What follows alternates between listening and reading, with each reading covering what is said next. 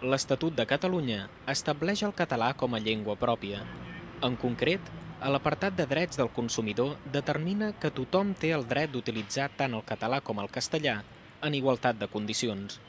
Això significa que qualsevol consumidor o consumidora pot demanar ser atès en qualsevol de les dues llengües oficials de Catalunya. A més, és obligació pels establiments o empreses dedicats al consum proporcionar l'oferta dels seus productes com a mínim en català. També és obligació poder atendre els consumidors en la llengua que aquests desitgin. Una de les formes de comunicació més importants en el sector del consum són els cartells i senyalitzacions.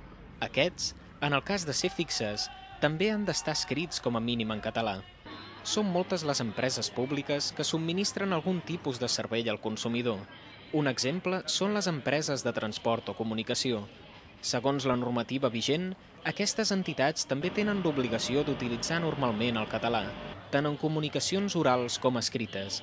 Per assegurar que la normativa es compleix, existeixen unes inspeccions que es duen a terme des de consum i nosaltres, a Política Lingüística, tenim unes oficines de garanties lingüístiques on qualsevol ciutadà pot presentar-hi queixes en relació a l'atenció que ha rebut a qualsevol àmbit.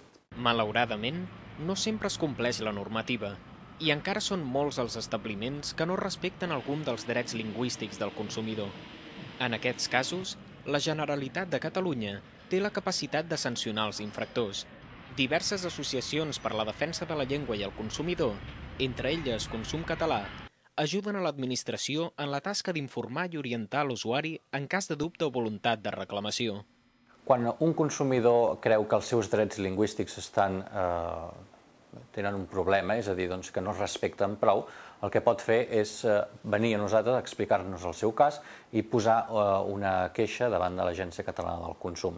Això, si en aquest cas concret, és possible perquè la llei ho empara. En altres casos és important també manifestar el seu desgrat, en casos on la llei no hi arriba, perquè encara no està legislat en el cas del català, però que sí que creu que s'està vulnerant d'una forma important els seus drets.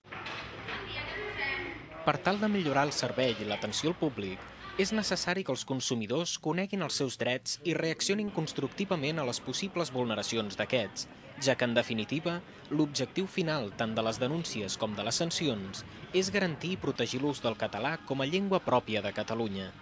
D'aquesta manera, es vol garantir que tots els ciutadans puguin expressar-se lliurement sense restriccions.